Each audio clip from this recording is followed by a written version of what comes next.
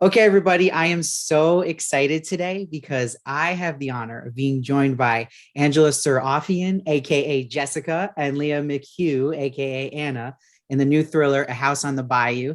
How are you ladies doing today? Good. How are you? Good, good. So I love this film. I'm so excited to talk to the both of you about it. Leah, my first question is actually for you. You already have this in this bright young career. You have this like long track record of doing horror and thriller films. Are you getting like sick of the genre yet, or you still find that same love for it, like taking a role like this? I think even though they're all a lot of the things that I've done are horror movies, I find such like a drastic difference between all of them. And I don't really choose movies based on the genre. It's a lot about, the character and the storyline. I don't think I've gotten tired of horror yet. I think maybe I mean it's a lot of work to like cry all day. So maybe I've gotten a little sick of that. Sure, sure. No, but you kill it at doing that. So that's awesome to Thank see you. you have this range doing all these different times of films. Now, Angela, talk to me about being the lead here. Do you feel there's an added pressure to whenever you're a lead, or do you approach it like you do any other kind of role you get? Um, well, definitely there is a responsibility in telling the entire story. And if you're on every single page, there's a journey. So if I'm on page one and page 10, it can't be the same thing. So when I was working on this, I think every project's different. And I felt really, really lucky because I got to work with such great actors like Leah and Jacob and Paul. And, we had such a great group of people. So um, every opportunity has its own demands. And for example, I did another movie called King Knight, and in King Knight, it was a lot of fun, but it was so lighthearted and it was so funny and satirical. So the demands were very different there.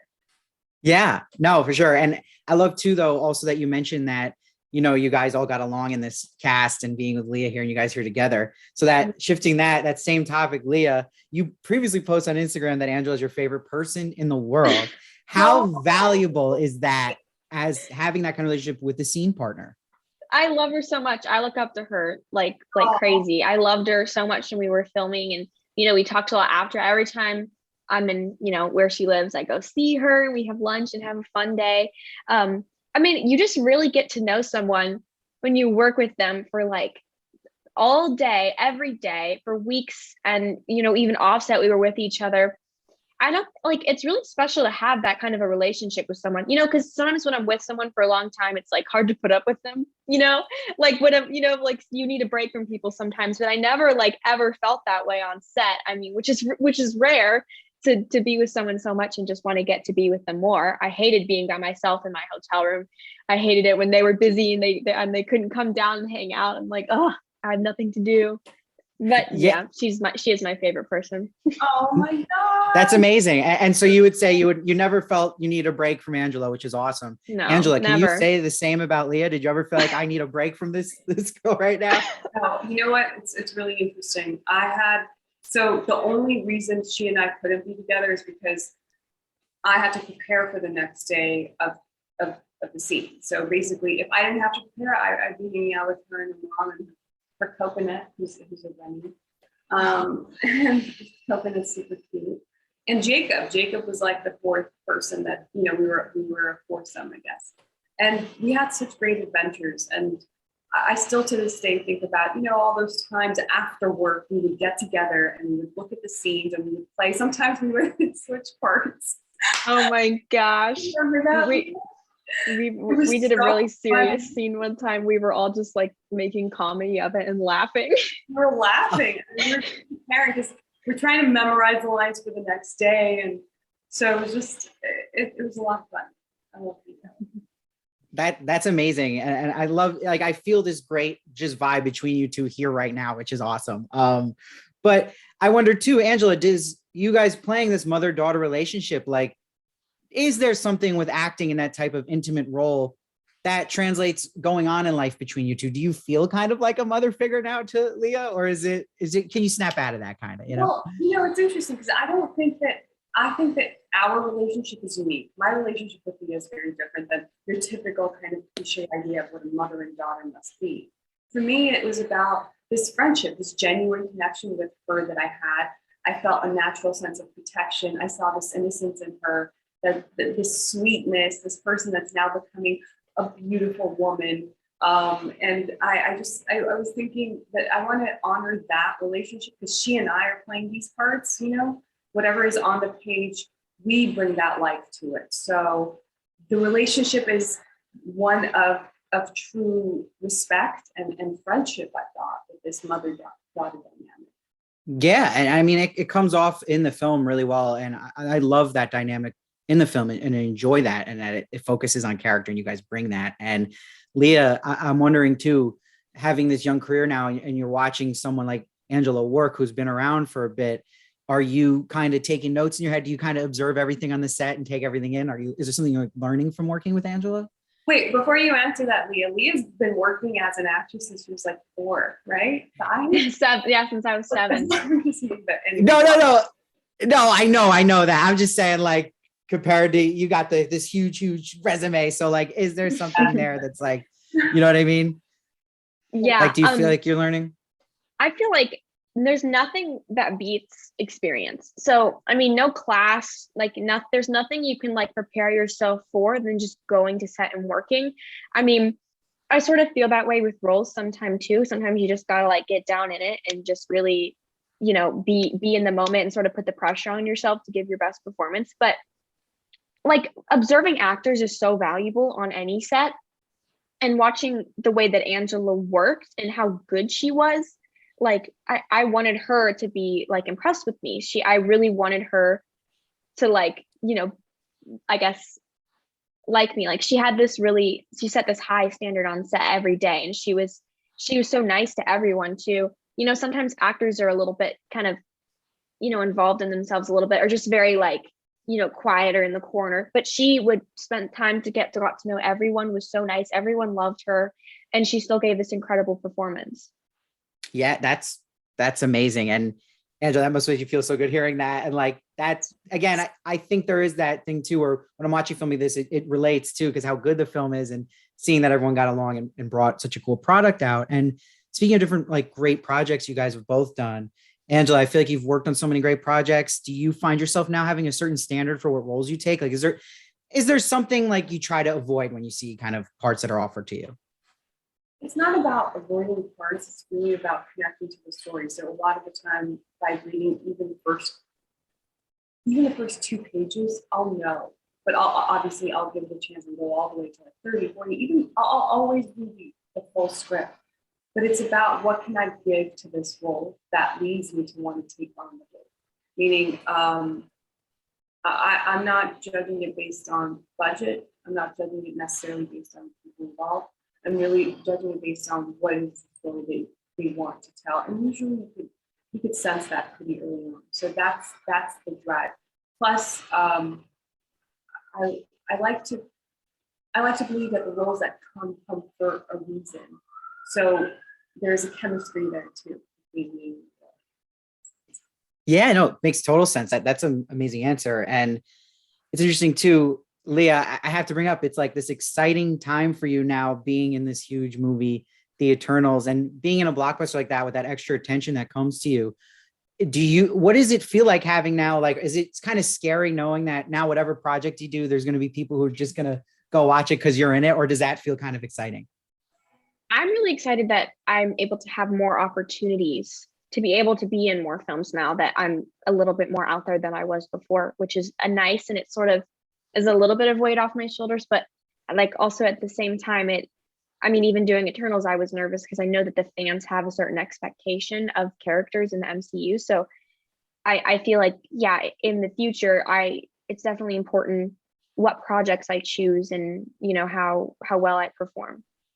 Yeah, I mean, and it's awesome because you get this big role in Spray and you absolutely crushed it. It was one of my favorite parts of the film. And Angela, in that same realm, like, you know, what really got me just so in love with your acting was your role of Clementine on Westworld, and that being such a big highlighted role and project.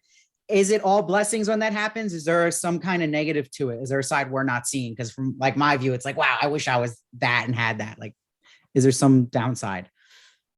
I felt very fortunate because I was working with people that I love. I've now worked with them for 7 years.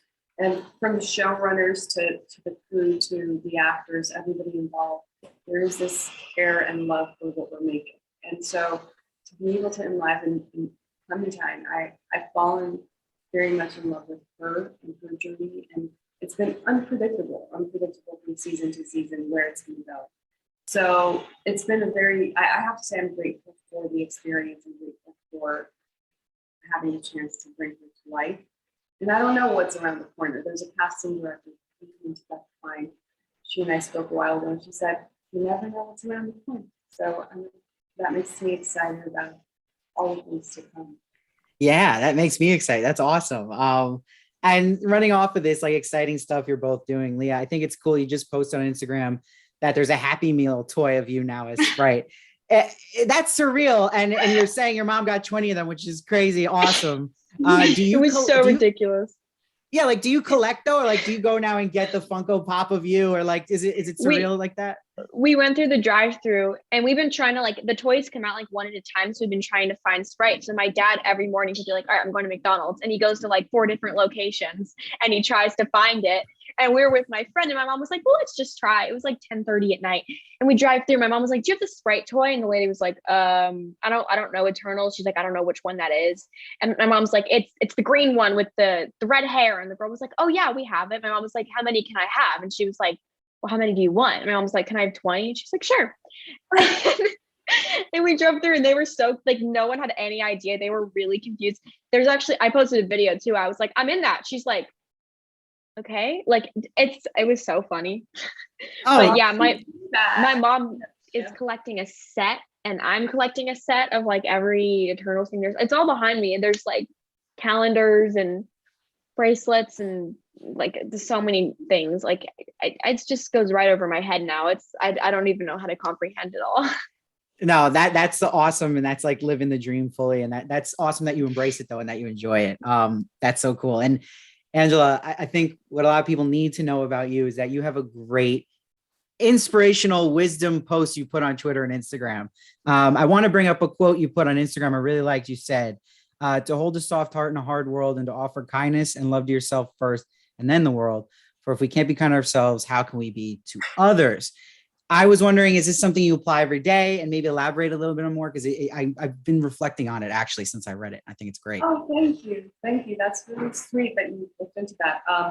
Well, I think the pandemic, this entire year and a half, almost 2 years that we've been in, has been kind of a life-changing thing. And I had this experience at the beginning of it, well, at the middle of it, where I was kind of getting rid of this idea of who I thought I am, the ideas of, being all these kind of, this image that we hold ourselves to be. And I was going, who am I really? Who am I really on the day-to-day? Who am I to myself? And then who am I to others? Because if I can't be kind to myself, then I can't be kind to anybody else. That voice in our heads, I think, speaks really, really loudly. And if it doesn't say kind things, if it's judging ourselves, this is the reason I put the post. It's a great reminder, a daily reminder to be kind. To be kind because we're human. Sometimes we make mistakes, but that's okay. I love it. Yeah, I feel like I want to pay you now to give me like a therapy session. That was great. Oh, God. Thank you. I'm the first person that can give you therapy, I promise. I love it. Everyone just got some free wisdom. My last question is for both of you. For people who are huge, Angela Sarafian and Leah McHugh fans, right? We're going to go watch House on the Bayou. What's your, like, if they're on the fence, what's the sell? Why should I go watch this if I love watching you guys? When I read the script, this has happened a couple times before, but when I read the script, I read it all in like an hour, very fast. And I looked up at my mom like halfway through, and I was like, "What the hell is going on?" And she was like, "What are you reading?" I'm like, "I have no idea." And I was so like confused at a certain point, and then I got all the way through it, and it was like this circle moment, and I'm like, "Mom, this is really good."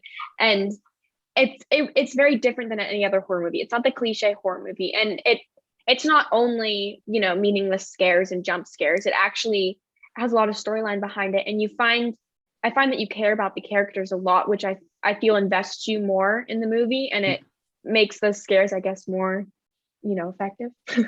Yeah, hey, totally nailed it. Angela, what about you? I feel like she covered it. Like she Yeah. that answer. Am I right?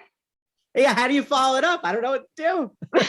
I'm like, what can I possibly add to that? If you want to have a good time and you want to forget about your problems, come and watch A House on the Bayou. Because maybe Yes. that'll You won't think you. you won't think your life is so bad anymore. No, you won't. That's it. You heard it here. See Angela and Leah Crush It in the House on the Bayou. It's available this Friday on Epix and for digital purpose via Paramount Home Entertainment. Angela, Leah, thank you so much for joining me. And I hope to talk to you guys in the Thank future you. one day. Thank you. Thank you so much.